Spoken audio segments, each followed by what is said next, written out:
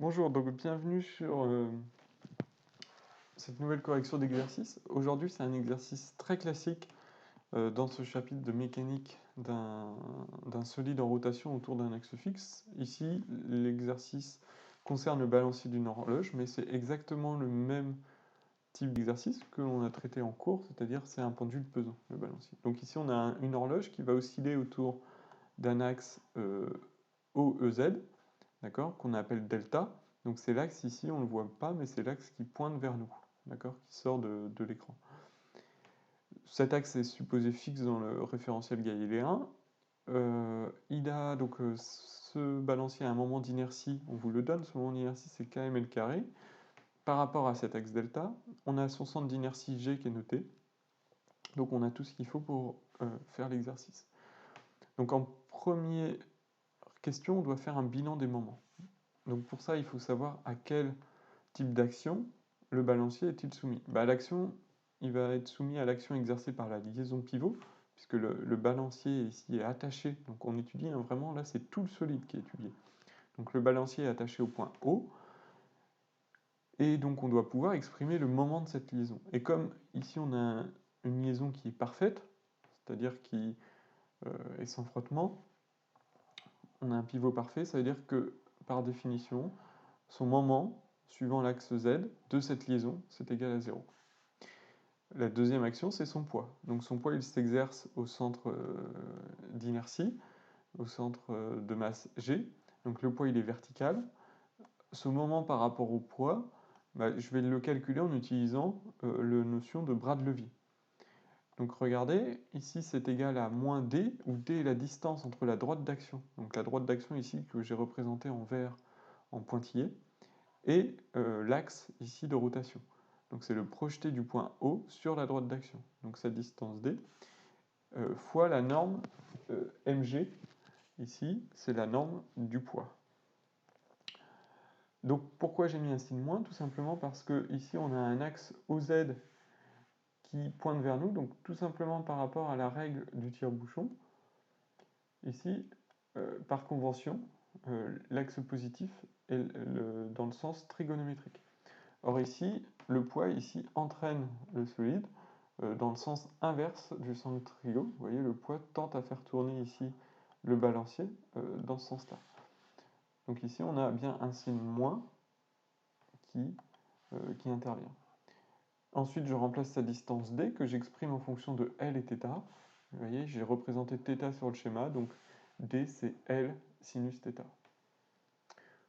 Donc pour la deuxième question, on doit utiliser le théorème du moment cinétique qui dit que la dérivée du moment cinétique par rapport au temps est égale au moment des forces qui s'exercent sur le système. Ici, il n'y a qu'une force qui s'exerce sur le système, c'est le poids.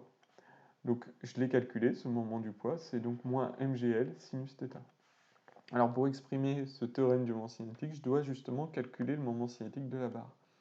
Donc je sais que par définition, le moment cinétique de la barre, c'est le moment d'inertie J fois oméga, où oméga est en fait la dérivée du vecteur, de l'angle par rapport au temps.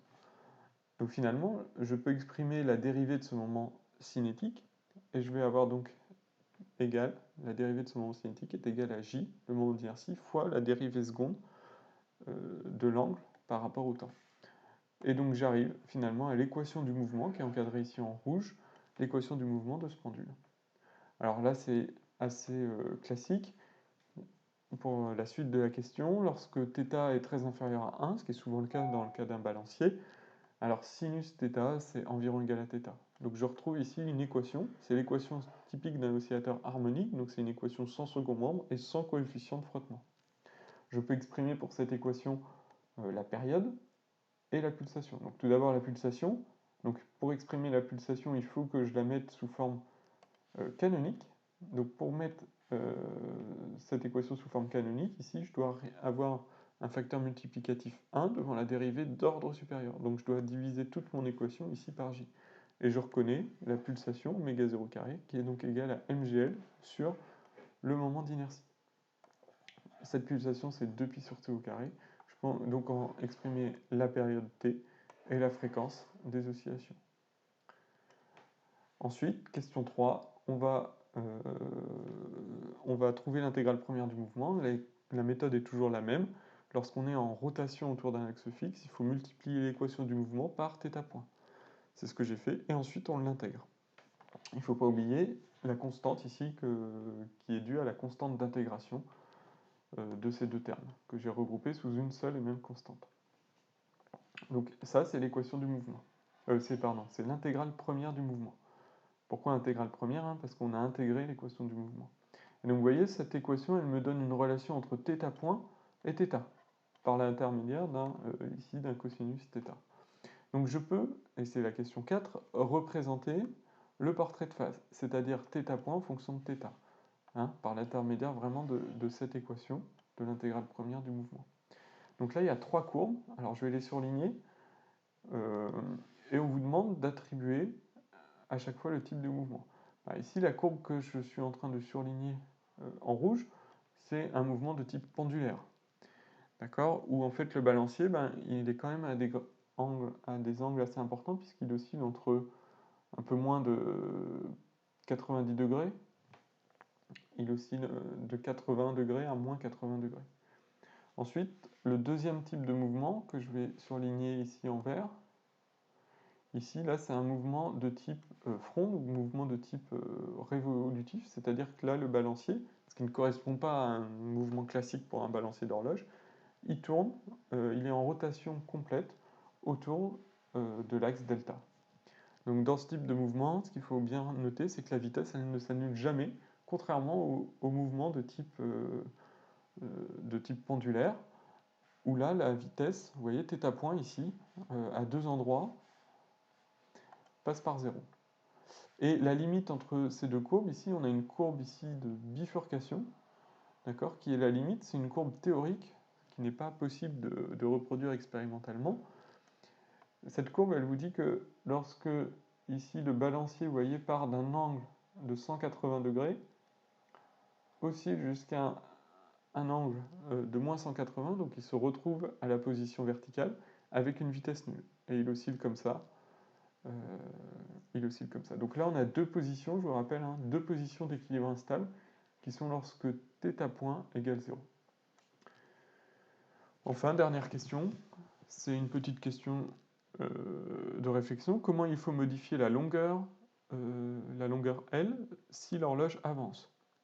Alors pour ça, on va supposer que l'horloge est dans un mouvement de petits angles, ce qui correspond habituellement au cas des horloges, ce qui fait qu'on peut exprimer la période comme t égale 2π racine de kl sur g. Elle vient d'où cette expression? Elle vient de l'expression que j'ai attribuée, que j'ai trouvée tout à l'heure pour la période des oscillations aux petits angles, et j'ai tout simplement remplacé le moment d'inertie dans cette équation. Donc si l'horloge avance, ça veut dire qu'elle effectue trop d'oscillations c'est-à-dire qu'elle effectue trop d'oscillations, donc sa période doit augmenter. Donc si sa période doit augmenter, on voit par l'intermédiaire de cette formule que sa longueur L doit augmenter. Donc si elle avance, sa longueur L doit augmenter, puis à l'inverse, si elle retarde, sa longueur L doit diminuer. Voilà, n'hésitez pas si vous avez des questions sur la correction de cette vidéo. Merci.